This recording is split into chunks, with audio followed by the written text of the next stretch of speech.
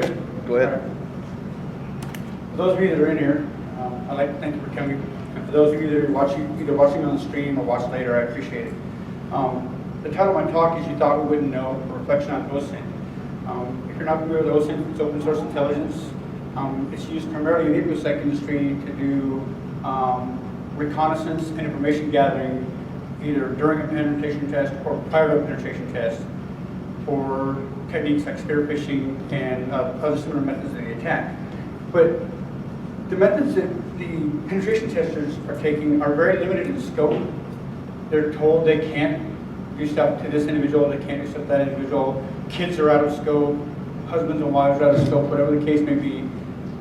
The malicious actors and criminals out there don't care. That information actually has value to them. So the title of my talk is You Thought We Wouldn't Know. I'm a systems administrator by day. That's my day job. I'm not here representing that company. I'm here representing myself. On the side, I also do penetration test work with Georgia Byman at bulbsecurity.com.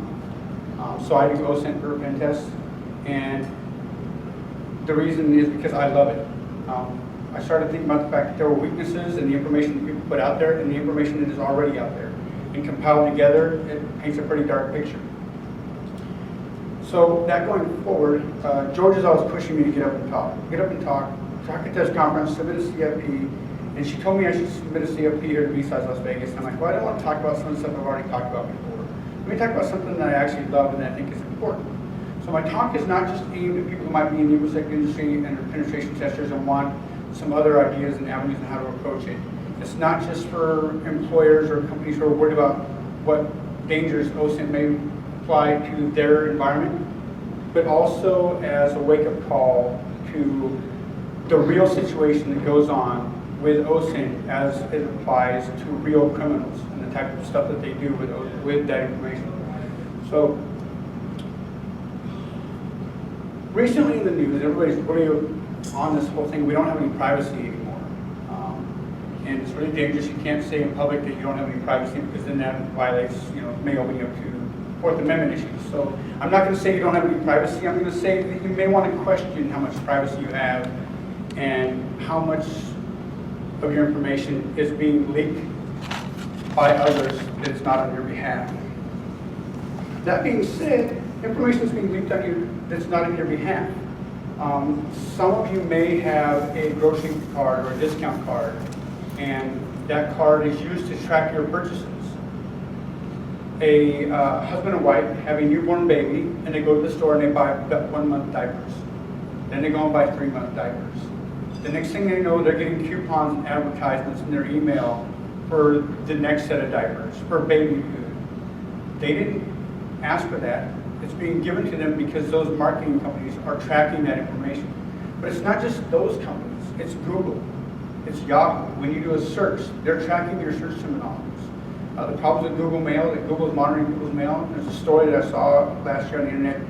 A guy, his wife sent him an email about the fact that she had just been in an accident with her mother, the grandmother, and the baby in the car. And as he's reading that email, there's a Google pop-up ad for diapers.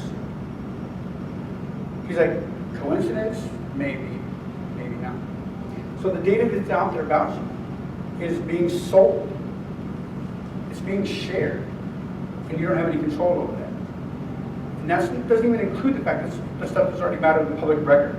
Your property taxes, what kind of car you own, records of the BMV or DMV in your state. All of that stuff is a matter of public record. You've been arrested for a crime, it's a matter of public record.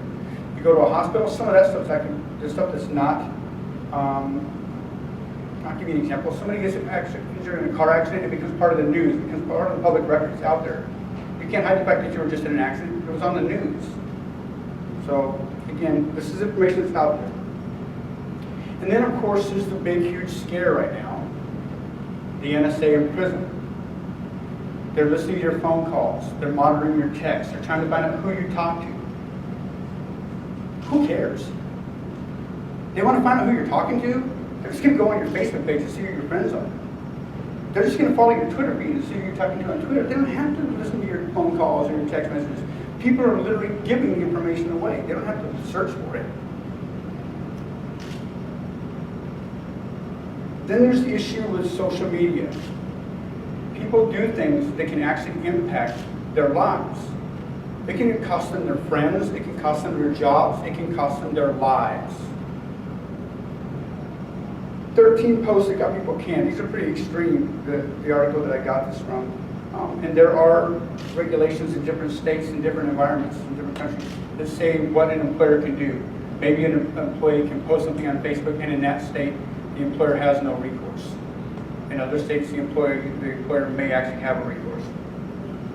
Or it can get you killed.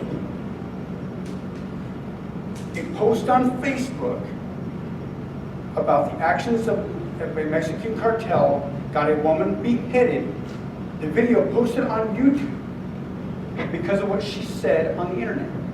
She's a reporter, she made a posting, so the Mexican cartel retaliated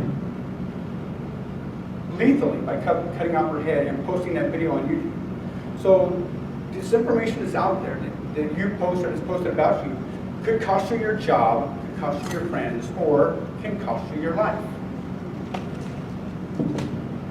So with regard to research and getting the information, how hard is it? How difficult is it to get the information?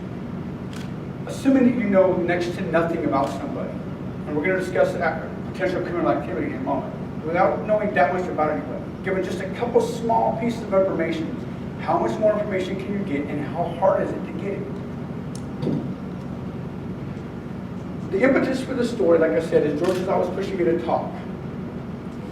So she's like, submit a talk to BSides Las Vegas. I'm like, okay, I do host it. Right around the time she made this suggestion, a bank got robbed in the Fort Wayne area. I live outside of Fort Wayne, Indiana. A bank got robbed in the Fort Wayne area. With regard to banks being robbed in Fort Wayne, there are hundreds of bank robberies. Not hundreds globally, not hundreds nationally, not hundreds in Indiana, hundreds in the Fort Wayne area alone since I moved there in 1996. It appears, at least in my part of the country, we have a lot of wannabe Bonnie and Clydes. But the methodology that the people used in the bank robbery struck me as completely stupid. So these criminals go to a bank, follow a teller home, hold her in her own house and kidnap her, take her back up to the bank after hours and have her open the vault and give them the money out of the vault and then leave her in the bank. Be discovered later. I don't know about you guys, but that seems pretty darn stupid. We've all watched CSI and CIS Los Angeles. But the police and criminal investigators have some pretty fancy tools. You're going to leave DNA evidence at the crime scene. You're going to have your face potentially exposed to video cameras, the car you were driving when you came to the bank to follow the teller. This is just stupid behavior. And then I'm going to talk about the fact that, wait a minute, we're a cashless society. Banks don't have cash on hand. And when they do, it's not a very large amount. And a small town bank has very little. Tens of thousands of dollars, not hundreds of thousands, not millions. When they need a large cash amount, they contact another bank and they have an armored car bring it over. Most banks have very little cash on hand. So these criminals took incredible risks for very little gain. But this wasn't isolated. I'm like, wait a minute, so these people did this in Fort Wayne, Indiana. How many other times has this particular attack been tried? Was Fort Wayne an isolated incident, or was it a copycat situation? Well, it turns out that in Sanford, North Carolina, a couple years ago in 2011, this very same type of attack was used there. Bank of America, in September 5th, just a few months before the bank robbery in Fort Wayne, again, similar attack method was used, kidnapping a bank employee, trying to get him to give the money. So maybe the people in Fort Wayne were just copycatting the technique that had already been tried somewhere else. In none of these cases did the kidnapper succeed, or did the bank robber succeed. They got away for a short period of time, they all got caught. So for very little potential financial gain, these people robbed a bank, risking many, many years in prison, and Fort Wayne, Indiana's in their state line, they rob a bank across the state line, you can get life in prison. So for maybe a couple $1,000s, these people potentially risk a life in prison. Now, we have pretty bad situations in our prisons. I hear stories about them on my dinner table almost on a daily basis. Why risk this for a couple $1,000s. If you want to be a lifetime criminal and spend the rest of your life in prison, then sure, go ahead and go out and rob a bank and just stand there waiting for the cops to show up. But if you're trying to commit a crime, if they were trying to commit a crime and succeed and get away with it, then the methodology that they used was stupid. So I'm going to discuss some alternatives. What would happen if you were hit by a smooth criminal? Not a stupid criminal, went to the bank, potentially got captured on camera, then followed the teller home, kidnaps them, takes them back to the bank, and again exposes DNA evidence, visible evidence of faces or voices, all kinds of stuff that can be used in the criminal investigation. What if they acted a little bit smarter? So, smarter would be not to rob the bank by going to the bank physically, but to convince a high-ranking bank executive that it was in their best interests to transfer you a large sum of money, hundreds of thousands of dollars, millions of dollars, and provide such a credible threat that they had no option but to comply. All without ever physically exposing yourself to that person. No DNA evidence, no photos, no video, nothing. But using the information that's already out there, provide a credible threat that they then believe. Remembering that these criminals, if they don't get what they want, will kill you. The Mexican cartels, they would kill you. The Russian mob, they would kill you. The Cubans, they would kill you. You're talking about millions of dollars and you say no, they would kill you just to prove that the threat was credible to the next person that they went to. Again, they have no real risk in the situation. The risk is all the bank employees' problem. And they get all the reward. So, again, most of the stuff that I'm going to talk about with regard to open source intelligence is used in penetration testing. It's the same kind of methodology, the same kind of tools, and it's a type of scenario that during a penetration test we would come to a bank and say, this is why this is a risk. This is how we got this information. This is how we would go about using a spear phishing attack against you. But I'm going to take that just a few steps further. So I started out by, okay, so I'm talking about a bank robbery. I need to find a bank employee. So I did a Google search. That's just too random. Let me do LinkedIn. LinkedIn on a major bank in Indiana and see what I get. So I get a list of their employees, and so I come across JB here, Chief Operating Officer, Forum Credit Union, and where she went to school at. I have a picture, a first name, a last initial, the employer, and where she went to school. How much information can I get given just those 4 little facts? I don't even know her last name. Can I really find Jenny Boudreau out of all the people in the United States? Well, it turns out that Jenny Boudreau is so nice enough to post on a Forum Credit Union Twitter account. And in that Twitter account, she mentions, not only did she go to Ball State, she also went to Butler. She lives in Fishers, Indiana. And if you'll notice, the first tweet there is the fact that on June 7th, it was her birthday. So now I've added another piece of information. I've added an additional school. I've added her date of birth, not the year yet, but the date of birth, and her current city of residence. There's also an awards photo there in the corner. It says that she's worked there for 13 years. Lucky 13, so proud to be employed there. It's the best place, one of the best places to work in Indiana. Well, I'm sure it is. So researching those school connections, I come across the fact, remember that she went to Ball State. She's on the Ball State Alumni Council Executive Committee. I wasn't sure if I had to write Jenny Boudreau with the Twitter account. There's possible there could be 2 Jenny B's at Forum Credit Union, and maybe I didn't have the right Jenny B. But this one that went to Ball State, the woman on the back left there, second from the left, is Jenny Boudreau. She matches the picture from the LinkedIn account. So let's do some more searching around the Ball State website. A little Google search. Vice Chairman Jennifer G. Boudreau, class of 84, a home address, a home phone number, the spouse's name, and an email address. I'm maybe 10 minutes into my searching and I already know where the person lives. I know their spouse's name, and I have an additional email address. Well, she got an award in 2008 for an award of achievement from the School of Business. I'd like to say congratulations to Jenny on that award. So let's go to some other sites. I use a lot of different sites. I'm going to tell you, I don't pay for anything. They're going to tell me, they're going to give me this little piece of information, then they want me to pay for the rest. Well, I'm not going to. So we have Jennifer J. Boudreau of Fishers, Indiana, married to Mark Boudreau. We saw that a couple slides ago. She's age 51. Well, her birthday is June 7th. She's 51 years old. We can count back to get her birthday year now. It's not that hard. And we have J. Alexander, Jennifer J. Alexander. So I'm thinking that might be a maiden name or a prior name. We're going to probably assume maiden name in most cases. So I go to another site. Guess what? Some pay the information, but they are corroborating everything that I've seen so far. And they're adding a prior employer. They're confirming that this person went to Ball State University. They're confirming the age again. So I have corroboration, and I have some piece of information. Each one that I can use to search a little bit deeper, a little bit deeper. So I jump over to My Life, and we get a little bit more. We get a partial phone number now. It's so nice that they X out that phone number. I'm sure they think that it's not available on the internet, but we'll find out.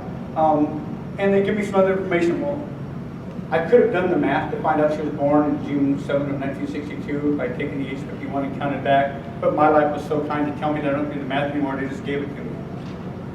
So, and here's the fact that she lived in these prior cities like Indianapolis back in '94. Here's another site confirming the exact same information. We now know June X of 1962. Well, I already know it's June 7th. Thank you. And we get other previous addresses. We get a confirmation that she lives in Fishers, Indiana, and we get a map. They won't tell me the exact address, but they give me a map. And you can kind of zoom in with the map. And you get to the point where you really don't know, but you can find the neighborhood. At this point, I'm not going to go and delve into the person's neighborhood. We'll do that a little later. So I jump on Spokio. Spokio is one of the first information sites for OSINT that I started using, and they give me a lot of information. They want me to pay. They really do, but I'm not. But again, I have more corroboration of the age. That partial phone number again, they want to pay for it. Her marital status, I can click to see available results that they're going to want me to pay. Her occupation, she works at Farm Credit Union. I already knew that before I came here. And the fact that she lives in Fishers, Indiana, again with a map. And another address, something at yahoo.com. Family background, Jennifer Boudreau married to Mark. A picture of her neighborhood. I didn't zoom in on the neighborhood earlier. Spokio did it for me. I don't need Spokio to zoom in on the neighborhood. They gave me an estimated home value. Estimated home value of $373,000. It's on a golf course. We're going to assume that Jenny and her husband Mark are doing pretty decently. Refine the phone number search. Well, I didn't need those other sites to give me the phone number because the Ball State Alumni Association was so nice to have given me that address and that phone number earlier. But if I do a lookup on that phone number, I found out that yes, indeed, that phone number is the landline that goes to that address. And again, there's another map that can be zoomed in. So I didn't go too deep into Jennifer. I'm going to go a little deeper into my next one, but I wanted to show you. At this point, I only have about 45 minutes to an hour invested into the research. I know the woman's name. I know she's married. I know the neighborhood she lives in. I know the estimated home value of the house she lives in. The next one, I'm going to go a little deeper. Just say, could I do this again, and how hard would it be? So we're going to do it again. We're going to jump on LinkedIn. Going to find a nice lady named Angela Beck. She's the banking center manager at Old National Bank in Muncie, Indiana. She also went to Ball State. I just love Ball State. They give me so much information. I didn't have to do any searching for the address. Ball State was nice enough to give it to me. We'll see if they do that again. This time, I don't know if it goes, but on Jenny B, I had no connections to Jenny B at all. I live in Indiana. I'm sure that 6 degrees of separation. At some point, I'm pretty well connected to somebody in Indiana. I'm 3 connections away from this person, so I can't get their full details like I could with a second degree or a first degree. But at least I could manage to get a little bit more. I actually got the last name with this one. I could have made friends or made connections with a banking recruiter that would have tied me to more banking employees. It may have got me more second degree connections, get more information. But again, I want to show that I'm not having to go to those steps. I'm not having to actually try and get into their industry or pretend to be in their industry to get the information. So, good old Ball State. I do another Google search with Angela's name and Ball State. And I find out that Angela was on a panel discussion about the dangers of using credit cards back in 2009. So she's at least aware of security. I wonder what she would think if she knew that she was the subject of a security talk right now. Would it make her a little more aware, or would she want to be more involved in the discussion? We would hope that she would want to be more involved in the discussion. So, Angela Beck. Well, one of the sites that I used earlier was a site called BenVerified.com. BenVerified.com was advertised in my area on TV, usually in prime time or just after prime time, as if you want to know about a blind date. Somebody was like, hey, you need to go out with so-and-so. Well, you could go to BenVerified.com and find out who their employer really was. If they said they were a doctor, you're not a doctor, you do construction. They said they had no kids, you got 3 kids. And they said, well, I make $100,000 a year, you make $20,000 a year. So that was BenVerified's marketing concept. So like Spokio, BenVerified is one of those ones where, okay, let's see if I can get a blind date. Let's see if I can get a blind date with Angela. So Angela Beck, also known as Angela Hopefield, so now we have prior name, maiden name. She's 43, she lives in Muncie. Dang it, there's some guy named Vincent Beck in the picture. There's my blind date. So I go to another site, using the same search criteria, find Angela Beck. I find a picture of a child. We're going to assume this is hers. This picture is going to help me in a few moments. We confront the employer, prior education, that she went to high school in Portland, Indiana. And I go to Facebook looking for Angela Beck's, and a picture from that other site that probably pulls data from Facebook, or Facebook sells them the data. Again, data mining. Either one company's pulling it or the other one's selling it, but the information's out there. One of them shared that Facebook photo from the Facebook profile to that other site.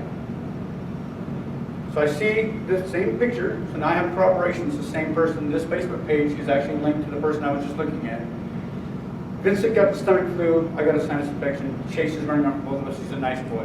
Vincent's obviously the husband, Chase is the son. More information, each little piece adding up. Again, if I'm, yes? For grids, is that Facebook page public that you can read the comments? Or Yes, that's it.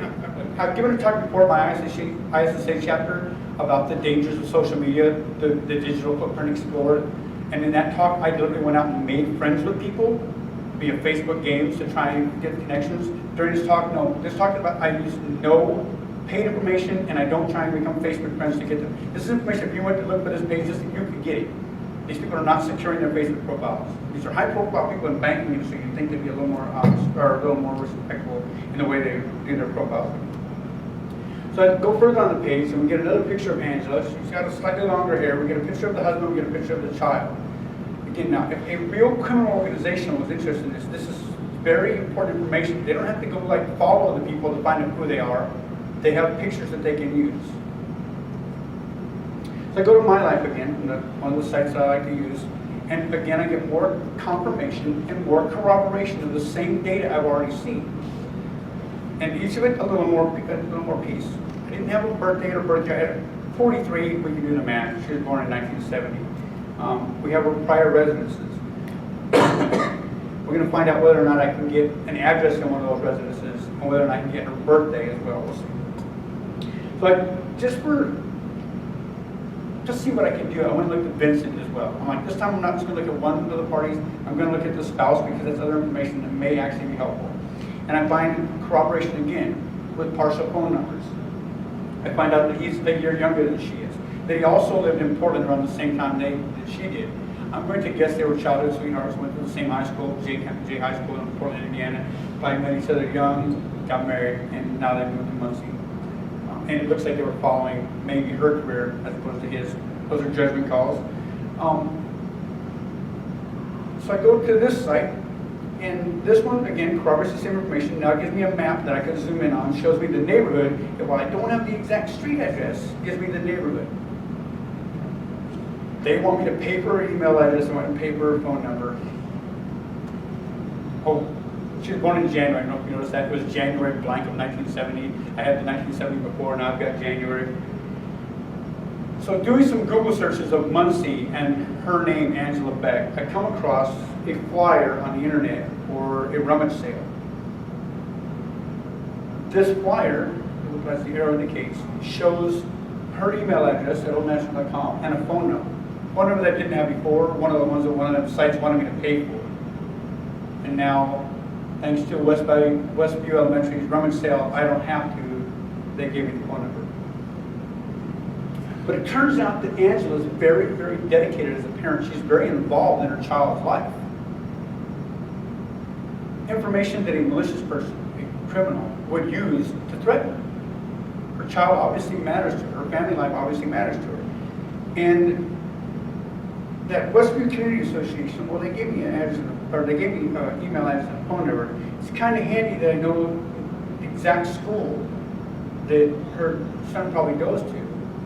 And I can find the neighborhood that school belongs in. Well, so let's do a little search on Westview Community Association. Well, they gave me one phone number back up.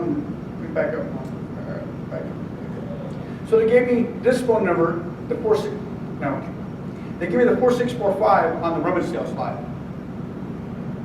Thank you, Westview Elementary. We rummage sale. They gave me a 4645. But the Westview Community Association page gives me two other numbers. Not the 4645, but two other numbers. Along with her email address at oldnational.com. Once again, confirming that I definitely have the same Angela Beck that's the employee at the bank that's so devoted to her child. She's heavily involved in school activities, so much so that she was the president of the Community Association. So here's another flyer for them, from them, once again confirming the 4645 number and the email address. Well, Old National Bank. Here's their street address. That comes in handy. The one Kenny's Main in Muncie. But it also gives the phone number, and this wasn't as blown up as it was. The phone number is 765-254-3900. One of the phone numbers on the previous side was 3930. It doesn't take much logic to figure out that the 3930 number is one that's within the PBX system at the bank, and it's her extension at the bank. So the 3930 is obviously not her own phone number. The 9670 number is a mobile number. According to Verizon, the 9670 number belongs to a mobile phone. Vincent Beck has a home phone of 4645. So that number we saw, the 4645 one, that's been her home phone number all the time. And thanks to this profile for Vincent Beck, I have a confirmation. And they didn't give me the address before, but this one, Intellius, was nice enough to give me the exact street address. So I jumped to a couple of the other sites that do data mining on a regular basis, and I come across, again, Angela Beck at North Winthrop Road. They don't want to tell me the address. Intellius just did for Vincent. I don't need to get it for Angela's profile up. I already have it. And again, more corroboration, more confirmation that each of the pieces of data that I've seen are valid information. It's not falsified, or if it is, it's falsified pretty deep, because more than one entity is claiming the same information. I jump over to Spokio, and Spokio is pretty much the same thing. Spokio wants me to pay for the money. They only want to give me a partial phone number. Thank you, Spokio, but the school association already gave it to me. And as you'll see, that they're going to give me a street map of where the house is located. They won't tell me the exact street address because they won't pay for it, but they'll show me the address that's located. They'll give me a map. And they make Spokio makes an estimate that this home is valued at $600,000 to $800,000. Muncie, Indiana, I find that very hard to believe unless it's in one serious neighborhood. But the house is right off Main Street. Well, Main Street, that's kind of interesting to me because the bank address for the bank is at 110 East Main Street, and she's right off of West Main Street. I'm going to guess, just as a matter of course, that her commute is very short.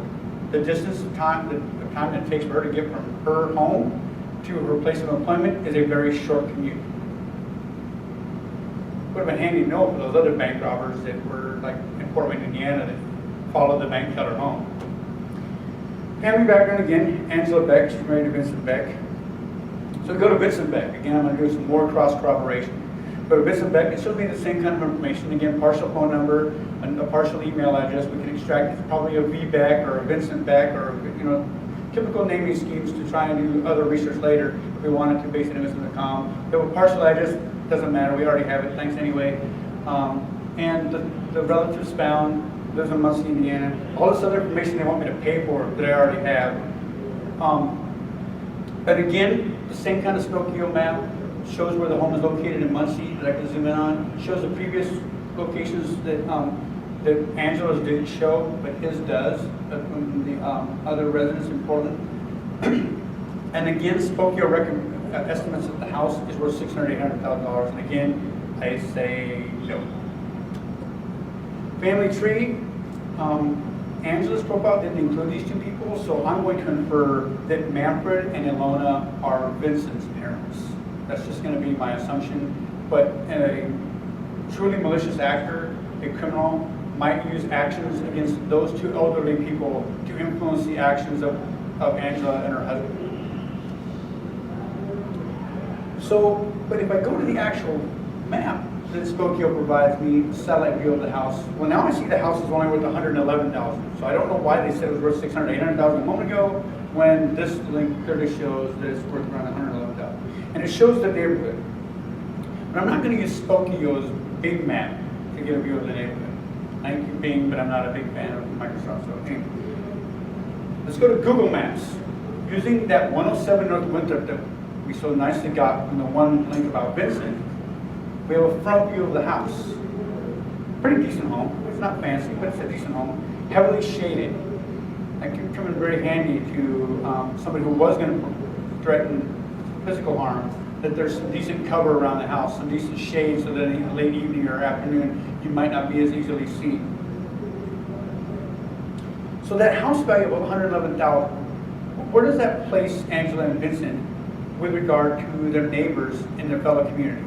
Are they very well off? Are they extravagant in their wealth? What is their lifestyle?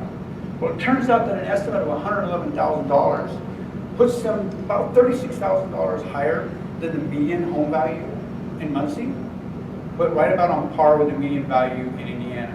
So the home value is about the same as the average house in Indiana. But in Muncie, while it's not a super expensive home, it's on a higher end. It's in a decent neighborhood. So we're going to use Google Maps. Again, we're going to get a good view of the overview. Like I said, we showed the front view a moment ago with all the shade. And here we can see there's tons of shade. There's lots of ingress and egress routes here for a potential attacker to use. There's the presence of Main Street right there. While it's handy for Angela's commute to work, also, if I was to expand out the map to show accesses to highways, shows ways that attackers can either get in very easily to the neighborhood or get out of the neighborhood very easily. Oh, and the elementary school that she's so proud of that her son went to is just down the street too. So let's do some research and find out. According to Spokio, the house was worth $600,000, $800,000, and instead no, it was $111,000. So I do go to a real estate site, and they tell me that 107 North Winthrop Road is worth about $118,000. 3 bedrooms, 1 bath, full basement.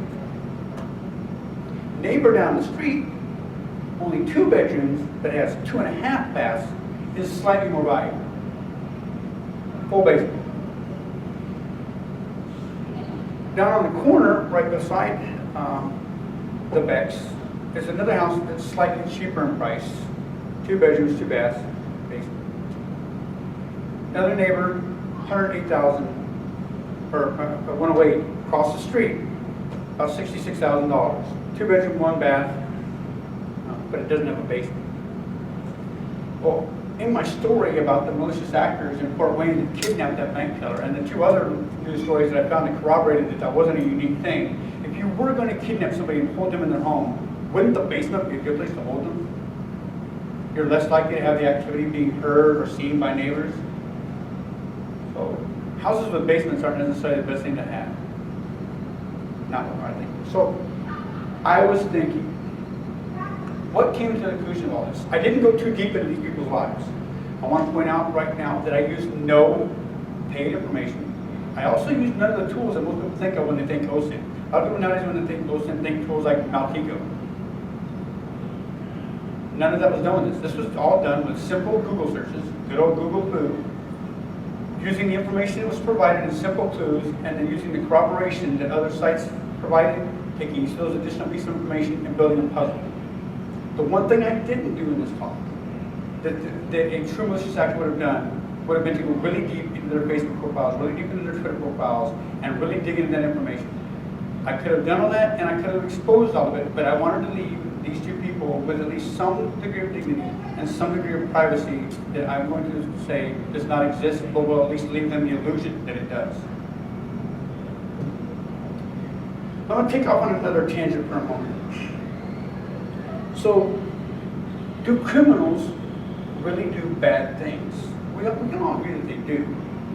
Would a criminal really kill you for the information you put on the internet? We talked about a bank robbery. Now I want to talk about the information, how easy it is to get it, and how much information people put out there, and the harm that it can cause them. Like I said, this poor reporter posted something on a social media site about the actions of the Mexican cartel. They took her in the middle of the street and beheaded her, and they filmed it, and they put it on YouTube. So the actions that you do may have serious consequences. Could the information that Jenny and Angela have out there on the internet actually result in them being the victims of a serious crime? Because somebody wants to rob their bank and they're going to use them as the intermediary and they're going to threaten their families. I seriously hope not. I hope that the information I gave doesn't bring them harm. But like I said, the information was out there. I didn't have to do anything. My total research time for the information that I got was 2 hours. In 2 hours, I got a pretty darn good picture of those two people's lives. A smooth criminal or a truly malicious actor would have gotten much deeper, and they would have done it in much more depth, and they would have acted on it. So then, as an employer, let's say I'm at Old National, or I'm Forum Credit Union, or I'm in another place of business. How do I, as a business owner, as an employer, ensure that the actions that my employees take, whether personally or on social media, or the things they post on the internet, how do I make sure it doesn't affect me, my brand, my reputation? At the end of the day, you really can't. There are some places where, again, companies have legal force, but in a lot of them they don't. So what information, this information, are criminals really using it? Is this just me postulating it? Is it just penetration testers alleging that this is how we would go about doing an attack? This news story shows that, in fact, criminals right now are actively using social media against their victims, either reconnaissance purposes or making threatening allegations against a person or against a company ruining their brand. And this article talks about the fact that they use Google Earth to plan their ingress and egress routes. They don't go and follow the person home. A smart criminal doesn't follow a person home. A smart person finds out where you live, and they find the route in and out of that neighborhood, and then they use it. There's absolutely no reason for a smart criminal to do like those bank robbers did and follow the teller home. That's just stupid. Do they use social media to choose their victims? Huge dangers in social media of posting where you're at. And I know all of us here at the conference, we tend to be like, I'm at BSides Las Vegas. It has consequences. Me, I'm smart. I have people at home. I have 4 big dogs. The people in my house are armed. Everybody's a shooter. I have cops tutored down on each side. I'm pretty comfortable in my neighborhood. In my house is pretty well protected if I post and I'm at BSides Las Vegas. But people post this kind of stuff on a daily basis. Where they're at, they're out at dinner. Not only do they do that, but if somebody goes out and posts a picture of that brand new Xbox One when they get it, or that brand new PlayStation 4 when it comes out, somebody's going to watch those pictures, somebody's going to watch those postings, and those people are going to be ripe for the theft of that device. I'm making a very simple case, but the burglars, small criminals are even using this, not just the big criminals like the Mexican cartel, the mob, or the small criminals, the petty thieves are using the exact same information. Do you put too much information on the internet about you? Like I said, all of us here are pretty much guilty of posting what we do. Those of us in the infosec community tend to be, while we know the dangers, we also know that we don't really have an expectation that people aren't going to find out where we're at, so we just post it. I mean, it's been on the internet that I was going to do this talk, so if I didn't say I was at BSides Las Vegas, people would assume I didn't even show up to do my talk. It's just assumed I was going to be a speaker here, I must be here. But the things that people post on the internet, oftentimes they come back and they regret it. It's pictures of them being drunk. It's pictures of them being foolish. It's something they said about their boss. It's something they said about a coworker. It's something they said about a friend. Do you know what Sally did? Well, guess what? Since you posted it on Facebook, not only does that person now know what Sally did, but Sally knows you're the one that blabbed it.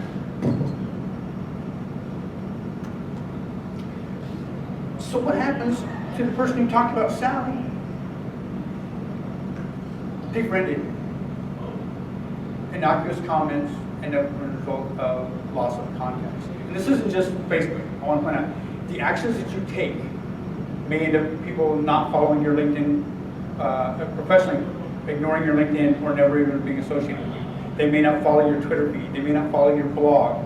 Each of those things, this is a very simple case with regard to Facebook, but it's the exact same thing. Our country and the world are now relying on social media. And again, 13 posts that got people canned. The things you say and do, if they end up on the internet, they never leave the internet, can end up with somebody losing their job over it. Something happened at PyCon. Is anybody familiar with what happened at PyCon? The fact that somebody made a joke that somebody else took offense to, and the person who took offense commented about how offended they were. There's a joke about a dongle. Everybody's familiar with USB dongles and stuff. There's a joke about a dongle. Anyway, the first person lost their job, later got hired. The person that raised up a big, huge stink about it has made similar comments on her own Twitter feed and her own Facebook posts prior to that. So her coming off as all offended looked a little duplicitous and two-faced, and the company she worked for ended up having to let her go. Stuff that you do and say can actually have repercussions. So with regard to penetration testing, we use these tools in open source intelligence as part of our job to provide scenarios that we use to provide value to the client. This is how I would go about constructing a spear phishing email. This is where I got my information, and this is the type of attack I would use. And we describe it in a scenario, and then somebody actually acts on that and proves that the spear phishing attack would work. But the spear phishing email doesn't work without the prior intelligence being done to host it. So I'm going to put on a white hat here for a second. I've talked kind of from the black hat, the real malicious person. I've talked about the fact that we got to protect some stuff. I want to talk a little bit about being a white hat. Yay, DerbyCon. As Adrian is not even here. I'm going to put on a white hat. Near the end of my creation of this presentation, I had already had this whole, the inspiration of the bank robbery and how I would have got the information much smarter than doing the actions that those criminals did. I want to say, well, you know what if I could do this for good? What if I could put on the white hat and maybe come to the rescue, so to speak, and solve an issue, solve a problem? I didn't go that far, but I want to show that maybe this same stuff can be used the same way.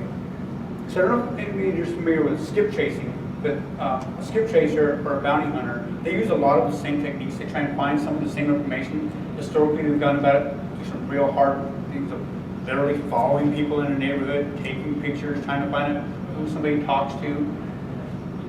So I went to Omaha's Most Wanted. I was like, Most Wanted, and one of them was Omaha. And so I went to Omaha's Most Wanted page, and I found this young man, Cameron Burke. He's 21, give me his date of birth. He's wanted because he was involved in a shooting. So what happens when somebody gets arrested and they go out on bond is somebody posts that bond and they give some information, like 3 to 5 people to contact. This person, we're going to put up the money to actually bond the person out, the bondsman is. And so they're going to want to know, if I need to find that person, who do I talk to? Who are your parents? Who are your neighbors? Who do I talk to if I need to find you? I would have alleged that in a lot of cases that information is falsified. Or even if it's not falsified, if somebody were willing to give their mom's name and address and phone number, if you were to call that person's mom, I don't know where he is, I don't know where she is. So, Cameron Burke, how many Cameron Burkes can there be in Omaha, Nebraska? Well, I found this one, and there's a webcam photo here. Picture of a nice looking lady, there's a webcam picture up in the corner. I'm thinking this might be the exact same young man from that wanted picture just a moment ago. He worked in roofing, went to Omaha North High School, lives in Omaha, Nebraska. So how many Cameron Burkes can there be in Omaha, Nebraska? Well, if I go into his photos, I find this photo And I'm not 100% positive, but I'm about 99.999% positive that that's the exact same Cameron Burton that I just saw. We're going to examine that Facebook profile picture there. Nice looking young lady, and again, slightly better view of the picture of Mr. Burton up in the upper right hand corner with some comments down there. Y'all are so cute, you miss each other. We sure do. Why do they miss each other? Why do they miss each other? And then there's a Corey, future Mrs. Jones Burton. Aw, I love you too. Well, these two people must be together. This person that I assume is Mr. Burton and this young lady. Dusty Carlsey, we love you too. I'm thinking that Dusty Carlsey might be the other person in the picture. If Cameron says, oh, thank you, and the other person says, oh, we love you too, I'm thinking that's the other person. So I go to take a look at Cameron's Facebook friends, because if you're trying to find Cameron, the police are actively looking for Cameron. They don't know where he is. Do you think one of these people might know? Or if not one of these people that I've shown, maybe one of the total of 77 Facebook friends that he has, might one of them actually know where Mr. Burton is? And the young Miss Dusty Carlsey up there, there's a picture of a nice young man there sitting next to her. I sincerely hope that it's not his father, it's the one going on. But I look at her Facebook photos, and I can see that there must be romantically involved. Do we really think that maybe Dusty might know where Cameron is? I'm willing to bet that there's a pretty good chance that she might. Not guaranteed, but that she might indeed know where Mr. Burton is. There was a Cody Burton mentioned. It appears that Cody Burton, from my other research, Cody has 2 Facebook pages. Cody is the brother of Cameron. The mother's name is Corey, future Mrs. Jones Burton. There's an aunt named Connie Burton. These people have a thing with C. First initial C, last name Burton. There's a real big theme going on in this family. Or there's a cousin down there. You think these people might actually know where Mr. Burton is at? So again, putting on my white hat, I'm like, the information that might be put on a bail bonds application, or that the police might have on file for young Mr. Burton, is probably incomplete. But thanks to the miracle of the internet, we can get an entire picture of all those people that are involved in his life that might know where he is. And with regard to bounty hunters and skip chasers, they're pretty unrestricted on what they can do. If they want to go find out if Mr. Burton was one of those people's houses, they can do it. So that was fun. I didn't go as in-depth with Mr. Burton as I did with the banking employees. And again, I didn't go so deep into the banking employees that I really exposed them to hopefully any more danger than they might already have been in. So that was fun. Just to see one more piece of information, I went back to Dusty Carlsey's thing, and I found out, wait a minute, Dusty's in Tennessee. The police can't find our young Mr. Burton. Dusty and Cameron are pretty heavily involved. I'm thinking maybe Cameron's in Tennessee, either Mount Juliet or Lebanon, Tennessee, given that those are 2 towns that are mentioned in Dusty's profile. That's not a true indicator. He may or may not be there. But for investigative purposes, I'm willing to bet that at some point law enforcement may be looking to investigating into those locations. So that being said, if any of you know a bail bondsman or a private detective who does this kind of work and has been doing it the old gumshoe way, I encourage you to have them contact me, because I don't have to move to their city. I don't have to live in their town. I can do this from the comfort of my own chair in my home office. The same way I do when I do help home security with a penetration test.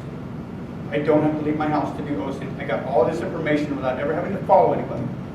And in nod to my mentor thought that maybe I could talk about actively going and getting information, like digging through somebody's garbage, and doing other methods like that, actually doing surveillance, taking photos. But the impetus behind my talk was I didn't want to show that information because that all can be done. That's all actionable intelligence. But it again exposes the individual to a risk. And my comment back at the beginning about being a smooth criminal was to stay as far away from the actual location as possible to show that I could get this information from a nice comfy chair in my house. I want to thank you guys. I hope I gave you a little bit of insight on what OSINT is about and what it can do. how easy the information is to get. And then nod to Adrian, who's in the audience. Adrian did a great post-it workshop in Fort Wayne, Indiana for our ISSA chapter 2 years ago. Been a while, yeah, sometime in 2011. So anyway, my contact information is up there. Like I said, I'm a systems administrator by day. That's my day job. I've got some fancy certifications up there in education. My Twitter handle is @Wolflight. That's my website, not the company's website that I work for. That's my website, wftis.com. And my email address, that's my personal email. That's the one that goes to my house that I check on a regular basis. I'm sorry, Terry, I didn't check in the past couple of days. Anyway, I want to thank you guys. Does anybody have any questions about methodologies or does anybody have any comments on another way I might have approached those scenarios? Because all this good information, when I'm doing a penetration test and I'm trying to provide a scenario, why did I get the information that I did, and what was my thinking behind doing it, so that when you go to a client and you have that nice report, you go, okay, well, this is where we think the threat vector might have came from. So every information is good. So how much do you think the searching could be automated? I use automated tools. When all of the other intelligence is starting to get harder to find, I switch to automated tools. I don't start with automated tools. Automation is fine, but it's going to miss a lot of the pieces that were in the cracks. I could have used Maltego. I could have shown that with a tool like Maltego, I could have gotten more information. I could have shown a lot of other stuff. I could have shown like the IPs that are used within the bank and maybe done some other stuff. But I didn't want to use an automated tool because I wanted to show that none of this that I did requires an automated tool.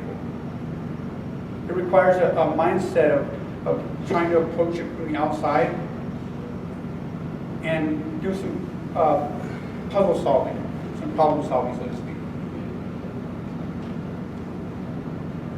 Anybody else?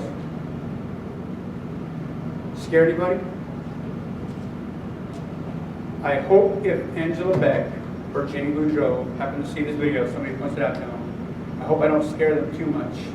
I want them to know that I have their best interest at heart. I have the reason for giving this talk is to show that we all need to be a little bit more aware of the information that we have out there and what could be done with it.